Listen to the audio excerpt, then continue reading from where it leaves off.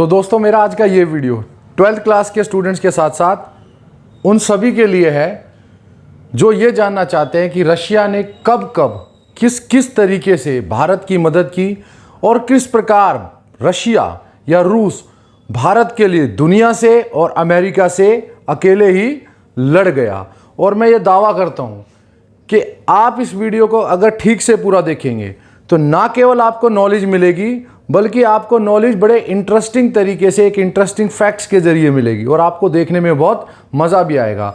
और मैं ये भी कह दूं इस वीडियो को ठीक से पूरा देखना क्योंकि अलग अलग जगह पर रशिया ने जो मदद की है अलग अलग जगह पर इसमें बताया गया है बड़े इंटरेस्टिंग तरीके से। तो मैं हूं विक्रांत, आप देख रहे हैं पॉलिटिकल साइंस 90 प्लस मार्क्स। चलिए स्टार्ट करते हैं आज का वीडियो।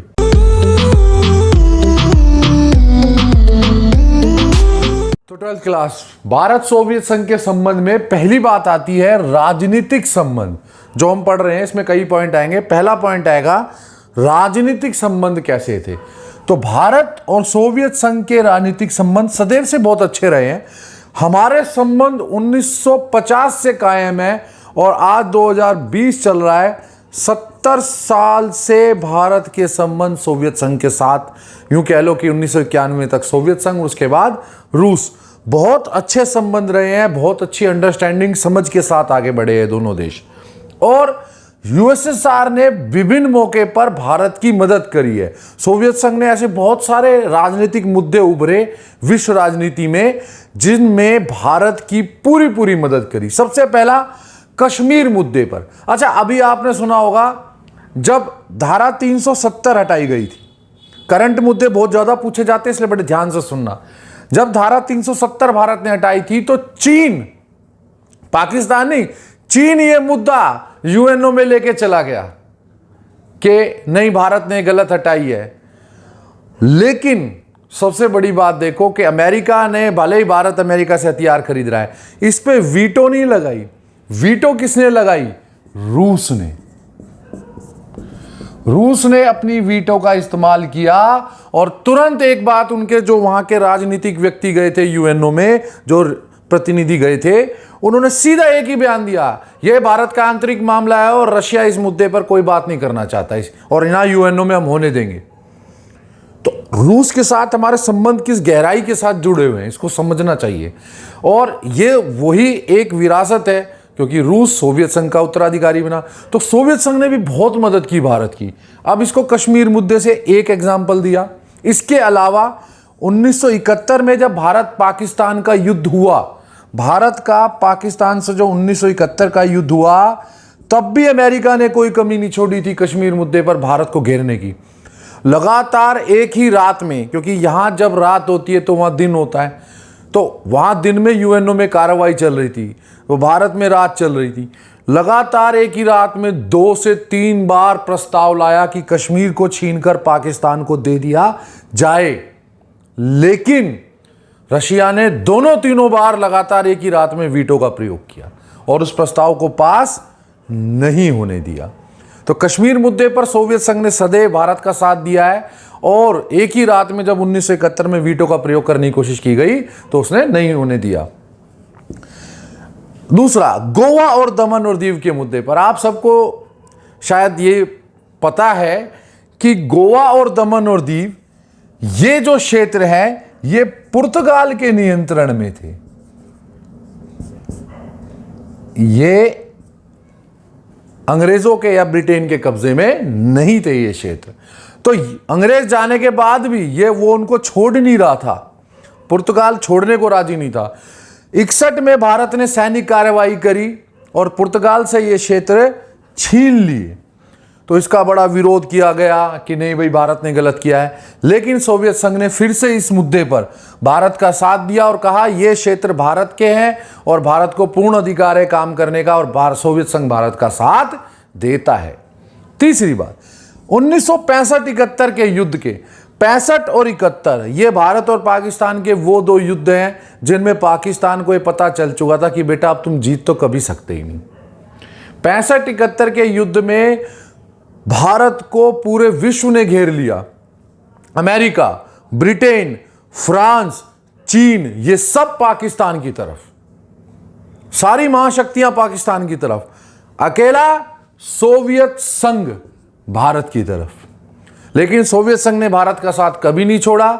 कहीं भी राजनीतिक मुद्दे पर जहां जहां भारत को घेरने की कोशिश की गई, सोवियत संघ ने भारत का साथ दिया और भारत के खिलाफ किसी भी प्रस्ताव को पास होने नहीं दिया, पूरी मदद की। यहां तक कि चीन को 1971 में सोवियत संघ ने डायरेक्ट धमकी दी कि वो बीच में नहीं आएगा, यह भारत पाकिस्तान का मामला है, इसलिए चीन साइड भी हो गया। तो यह है भारत सोवियत संघ संबंध के राजनीतिक संबंध। अब हम इसमें आगे बढ़ते हैं। तो 12th क्लास, भारत सोवियत संघ के संबंध में दूसरा पॉइंट आता है आर्थिक संबंध। भारत सोवियत संघ के संबंध जो आर्थिक रूप से स्थापित हो गए थे वो 1950 से ही स्थापित हो गए थे, या यूं कह लो प्रारंभ हो गए थे। अर्थात जैसे ही भारत ने एक आज़ादी प्राप्त की और थोड़ा आगे बढ़ा, तभी भारत और सोवियत संघ के आर्थिक संबंध स्थापित हो गए थे। अब सोवियत संघ ने भारत की कहां कहां आर्थिक रूप से मदद की। दूसरी पंचवर्षीय योजना, मैंने आपको पहले भी बताया था, मैं फिर से बता रहा हूं। भारत ने पंचवर्षीय अर्थात योजनाबद्ध तरीका, नियोजित विकास का मॉडल सोवियत संघ से ही लिया था और उसके तहत जो दूसरी पंचवर्षीय योजना बनाई वो चली थी 56 से 61, 1956 से 61 तक। उस दौरान सोवियत संघ ने भारत, क्योंकि भारत का मकसद था भारी उद्योग लगाना, अब भारत के पास अपना बड़ा ढांचा तो था नहीं, तो सोवियत संघ ने भारत के बोकारो क्षेत्र, भिलाई क्षेत्र और विशाखापट्टनम क्षेत्र, यहां भारत की भारी मात्रा में स्टील बनाने की फैक्ट्रियां हैं, उद्योग हैं। और ये तीनों क्षेत्रों में लौह इस्पात मतलब आप इसे बोलते हैं स्टेनलेस स्टील, लौह इस्पात संयंत्र लगाने के लिए, एक प्लांट लगाने के लिए बहुत बड़े, उसमें बहुत बड़ी मदद की। या यूं कह लो ये तीनों जितने भी बड़े स्टील प्लांट हैं, बोकारो, भिलाई, विशाखापट्टनम, ये सोवियत संघ की सहायता से ही भारत में स्थापित हुए। दूसरी बात, 1970 के आसपास, देखो 1970 के आसपास भारत की आर्थिक हालत बहुत खराब हो गई थी। एक तो मॉनसून असफल हो रहा था, अकाल हो गया था, और 1971 में भारत पाकिस्तान युद्ध हुआ था। युद्ध में बहुत ज्यादा पैसा या संसाधन लगते हैं। अब पैसा कम हो रहा है, आर्थिक हालत खराब हो रही है, लेकिन भारत को पेट्रोलियम खरीदना है, पैसा कहां से आए? भारत को बहुत सारी चीजें खरीदनी है, सोवियत संघ से कच्चा तेल भी खरीदना होता था हमें। अब ऐसी परिस्थिति में डॉलर तो है नहीं, क्या करें? तब भारत के खराब आर्थिक हालातों में, खराब आर्थिक परिस्थितियों में सोवियत संघ ने ऐसी छूट दी कि भारत अपनी मुद्रा में, रुपए में सोवियत संघ से व्यापार कर सकता है। समझते हो?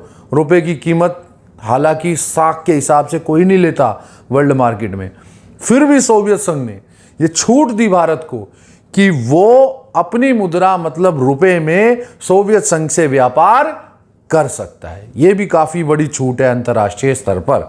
तीसरी बात, 1970 का दशक मैंने पहले ही बताया, बड़ा खराब परिस्थितियों से गुजरे थे हम। ऐसे में सोवियत संघ ने पेट्रोलियम, पेट्रोल, तेल, खनिज जितने भी मिनरल्स होते हैं, लोहा, तांबा, ये सब, और उर्वरक खेती के लिए जो फर्टिलाइजर्स होते हैं इत्यादि देकर भारत की सहायता की। तो इस प्रकार भारत सोवियत संघ में आप देखोगे कि लगातार ये संबंध अच्छे रहे और सोवियत संघ ने भारत की मदद लगातार की। अब बढ़ते हैं इसके नेक्स्ट पॉइंट पर। तो 12th क्लास, भारत सोवियत संघ संबंध में अब आएगा सामरिक संबंध। देखो, सामरिक का मतलब सिर्फ ये नहीं होता कि हथियार इत्यादि। सामरिक का एक सीधा सा मतलब है जितने भी कार्य हैं उन सबको सामरिक बोला जाता है। सामरिक संबंध जहां तक की बात आता है, सैनिक संबंध भी बोला जाता है इनको। भारत सोवियत संघ की मित्रता का सबसे गहरा और सबसे महत्वपूर्ण प्रमाण है। ये ऐसा संबंध है, सामरिक संबंध और सैन्य संबंध, जो ये बताता है कि सोवियत संघ ने सदैव भारत की मदद की और भारत और सोवियत संघ का जो सैन्य टाई अप है, इनका जो सैन्य का लेकर आपस में संबंध है, ये बहुत गहराई से एक दूसरे के साथ जुड़े हैं और इतनी जल्दी अब इन दोनों देशों को एक दूसरे से अलग कर ही नहीं सकते हो। इसका सबसे पहला पॉइंट आता है, सोवियत संघ के हथियारों का भारत सबसे बड़ा आयातक है। कमाल की बात तो यह है कि आप देखो कि भारत में आज भी जो हथियार भारत खरीद रहा है, आज भी 2020 में, उसमें भी 70% हथियार केवल रूस से खरीदे जा रहे हैं। जो आज भी खरीद रहा है 70%, जबकि हम अमेरिका से भी खरीद रहे हैं, फ्रांस से भी खरीद रहे हैं, तब भी 70% सैन्य साजो सामान और हथियार भारत के रूस से आते हैं। तो सोचो, जब सोवियत संघ के साथ हमने शुरुआत में किया तो क्या भारत के लगभग 90 से 95% हथियारों की जितनी भी सैन्य साजो सामान की जरूरत थी वो सोवियत संघ से पूरी होती थी। सोवियत संघ से ही भारत का ज़्यादातर हथियार सैन्य साजो सामान आता था और भारत सबसे बड़ा आयातक या खरीदार देश सोवियत संघ के इन चीज़ों का रहा है। दूसरी, समय समय पर सैनिक और हथियार या सैन्य हथियार साजो सामान देकर भारत को उपलब्ध कराकर भारत की मदद करी। अब ऐसा नहीं है, देखो आयातक रहा है, सिर्फ आयातक होना ही काफ़ी नहीं है। मान के चले कि भारत और पाकिस्तान में युद्ध चल रहा था तब 1971 में, उधर से अमेरिका ने भारत के खिलाफ पाकिस्तान को हथियार दे दिए, तो अचानक भारत को क्या करे? अब ये तो है नहीं अमेरिका ने नए हथियार दे दिए तो भारत पुराने से लड़ेगा जो पहले खरीदे थे। तो सोवियत संघ ने हर कठिन परिस्थिति में जब जब भारत को जरूरत पड़ी है तब तक हथियार और सैन्य साजो सामान उपलब्ध कराए। हर जरूरत पर, 65 की लड़ाई पर, 71 की लड़ाई पर और अन्य जब कभी भी अभियान चले, कोई भी जरूरत पड़ी सैन्य साजो सामानों की, हथियारों की, तब तब सोवियत संघ ने आवश्यकता पड़ने पर भारत के लिए इन सैन्य साजो सामानों को और हथियारों को उपलब्ध कराकर भारत की मदद की। नेक्स्ट पॉइंट, अंतरिक्ष अनुसंधान। आज हम बड़ा अभिमान से कह देते हैं चंद्रयान 2 और मिशन मंगल ग्रह, लेकिन कभी आपने सोचा है कि भारत ने ये टेक्नोलॉजी क्या खुद बनाई थी? अंतरिक्ष अनुसंधान में भारत की तरक्की हुई है, उसके बाद भारत ने बहुत अच्छी तरक्की करी है, लेकिन इनका आधार बनाने में, इनका बेस बनाने में, भारत के अंतरिक्ष अनुसंधान की बुनियाद बनाने में, यहां तक कि भारत के रॉकेट के लिए ईंधन, ताकि रॉकेट दूर जा सके तेज गति से, उस ईंधन को उपलब्ध कराना भी रूस का काम था, सोवियत संघ का काम था। हालांकि मैं ये नहीं कहूंगा कि हमारे साइंटिस्ट, हमने बहुत जल्दी तरक्की करी, क्योंकि एक चीज होता है गुरु सिर्फ शिक्षा देता है, उस शिक्षा पे आगे बढ़कर कौन शिष्य कितनी जल्दी आगे तरक्की करता है ये भी बहुत बड़ी बात है। उन्होंने सिर्फ मदद करी, लेकिन हमने उस मदद से संतुष्ट होकर नहीं बैठे, हमने और ज़्यादा मेहनत करी और उस मदद के दम पर और कुछ बड़ा करा। और आज की तारीख में हम लगभग अंतरिक्ष के जितने भी शांति प्रिय मिशन हैं, और अब तो भारत ने मिशन शक्ति भी कर लिया है जिसमें सैटेलाइट को उड़ाया जाता है, कह रही अभी आपके लिए नहीं है, तो भारत की मदद अंतरिक्ष अनुसंधान में की, रॉकेट के ईंधन भी देकर मदद करी, और इस प्रकार आज भारत के पास जो भी अंतरिक्ष की उपलब्धियां हैं उनकी बुनियाद में कहीं ना कहीं सोवियत संघ की मदद मौजूद है। तो ये है भारत सोवियत संघ के सामरिक या सैन्य संबंध। इसमें एक पॉइंट रह गया है, ये मैं जरूर ऐड करना चाहूंगा, इसके आगे चलते हैं। तो 12th क्लास, भारत सोवियत संघ के सामरिक संबंध में जो एक बहुत महत्वपूर्ण पॉइंट रह गया है वो ये है, 1971 में भारत और सोवियत संघ ने 20 वर्ष की मैत्री संधि की। अब देखो हालात क्या थे 1970-71 के। पाकिस्तान भारत के साथ कभी भी युद्ध कर सकता है, अमेरिका, चीन, ब्रिटेन, फ्रांस, ये सब देश पाकिस्तान की तरफ, अरब देश पाकिस्तान की तरफ, भारत की तरफ कौन? कोई नहीं। तो इस अकेलेपन के कारण कहीं कोई भारत का नुकसान ना कर दे, भारत के साथ एक महाशक्ति का रहना बड़ा जरूरी था, और वो महाशक्ति बनी ऐसे मुसीबत के वक्त में सोवियत संघ। सोवियत संघ ने भारत के साथ 1971 में 20 वर्ष की मैत्री संधि की। ये पॉइंट मैंने पहले भी कराया था, लेकिन अब इस पॉइंट की गहराई से इसको समझा देता हूं कि क्यों ये इतनी महत्वपूर्ण बन गई मैत्री संधि, और इसने किस प्रकार, कोई विश्व का इतिहास बदलता है लेकिन इस संधि ने विश्व का भूगोल बदल दिया, नक्शा ही बदल दिया वर्ल्ड का।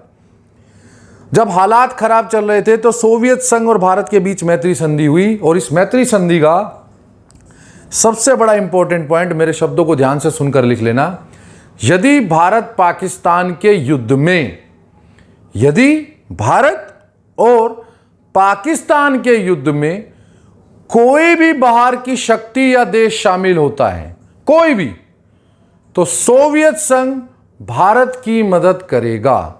इसमें दो बातें आई कि पाकिस्तान के साथ युद्ध अगर भारत का अकेले अकेले है तो कोई बात नहीं, लेकिन एक भी देश आया तो सोवियत संघ भारत को अकेला नहीं छोड़ेगा, और उसके खिलाफ, जो देश भारत के खिलाफ आया उसके खिलाफ भारत के साथ आ जाएगा। अब इसको प्रैक्टिकली बताता हूं। अमेरिका ने ब्रिटेन, फ्रांस को कहकर बड़े बड़े युद्धपोत, उसे बोला जाता है सातवां बेड़ा, ये उस वक्त का सबसे बड़ा युद्धपोत था, वो चला दिया था। इसके साथ साथ ब्रिटेन ने, फ्रांस ने भी युद्धपोत भेज दिए। तभी सोवियत संघ ने अपने जंगी जहाज पानी के और अपनी जो गहराई में चलने वाली पनडुब्बियां हैं वो भेजी, और हिंद महासागर में ही अचानक सोवियत संघ की पनडुब्बी, अगर इसको महासागर कह लो, यहाँ से जहाज आ रहा है तो यहाँ से निकली और अमेरिका के रास्ते में खड़ी हो गई, और साफ वार्निंग दी, या तो हिंद महासागर से वापस जाओ या सोवियत संघ से युद्ध के लिए तैयार हो जाओ।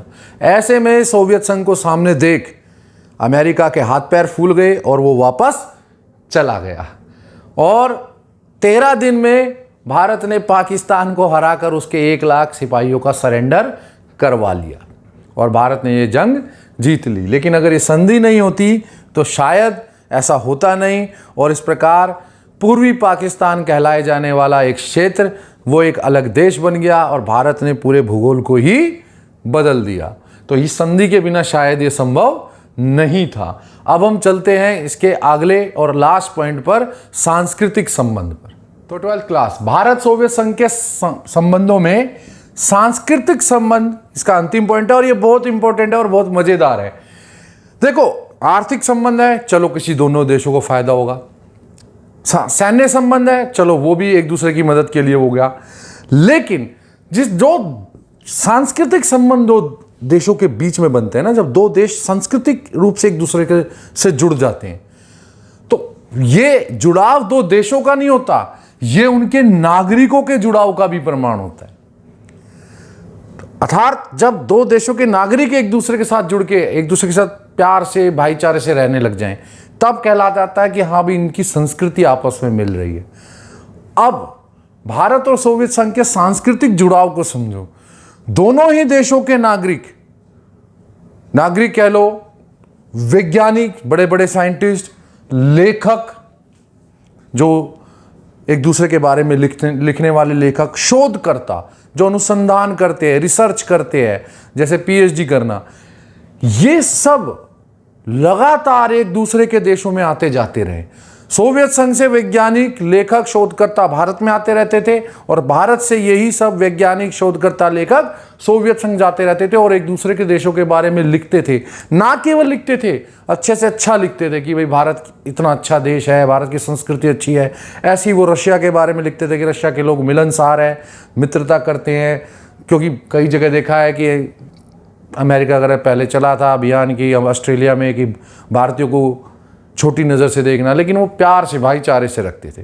तो इससे पता लगता है कि दोनों देशों की सांस्कृतिक संबंध बहुत अच्छे थे। नेक्स्ट पॉइंट, राज कपूर साहब का गाना है ये कि मेरा जूता है जापानी, लेकिन एक लाइन है, सर पे लाल टोपी रूसी। इस लाल टोपी रूसी वाले को सोवियत संघ ने बिल्कुल, यूं कहते इतना प्यार दिया था, इतना प्यार दिया था इस गाने को, कि राज कपूर साहब रशिया में फेमस हो गए थे। और सोवियत संघ में भारतीय हिंदी फिल्मों की काफ़ी मांग रही है, क्योंकि सोवियत संघ की साम्यवाद की और लाल झंडे की, लाल जो रंग है वो साम्यवाद का प्रतीक है, और ये जो लाल टोपी रूसी उन्होंने पहनी थी, उसका इतना फैन बन गए रशिया में कि हाँ भी हमारे साम्यवाद को और लाल रंग को भारत में पसंद किया जाता है।